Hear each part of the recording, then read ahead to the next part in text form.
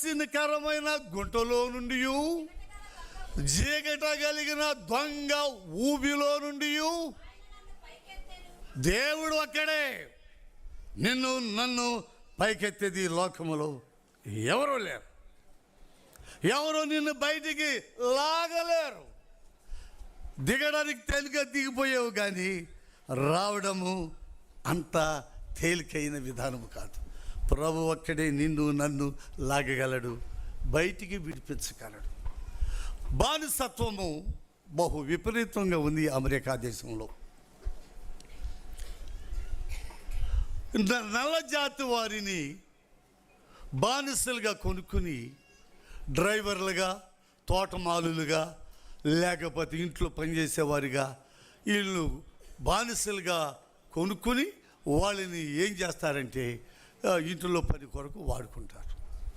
ఒక అందమైన అమ్మాయి బానిస అమ్మబడడానికి బజారులోకి వచ్చింది.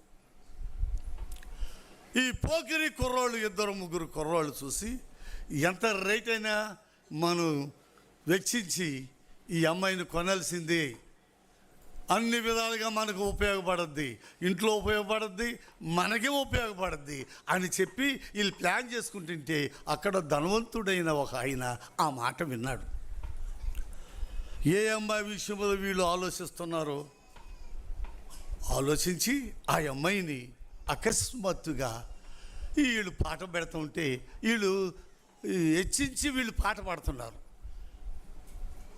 ఇంకా ఎక్కువ రేటు పెట్టుకుని ఆయన పాడుతున్నాడు.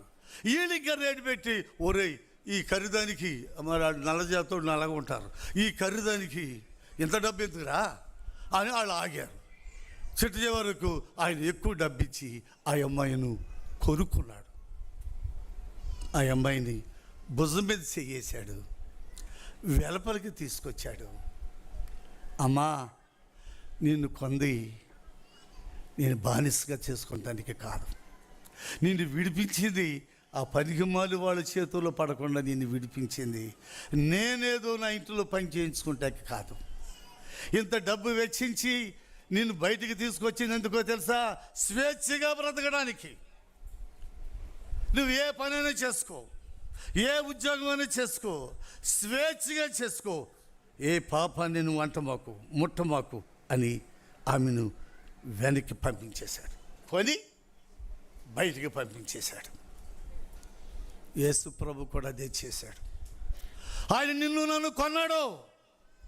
బానిసత్వంలోనికి, పాపం అనే ఊబిలోనికి దిగిపోతున్న మనలను పైకి లాగి ఆ బానిసలుగా బ్రతుకుతున్న మన జీవితాలకి స్వేచ్ఛనివ్వటానికి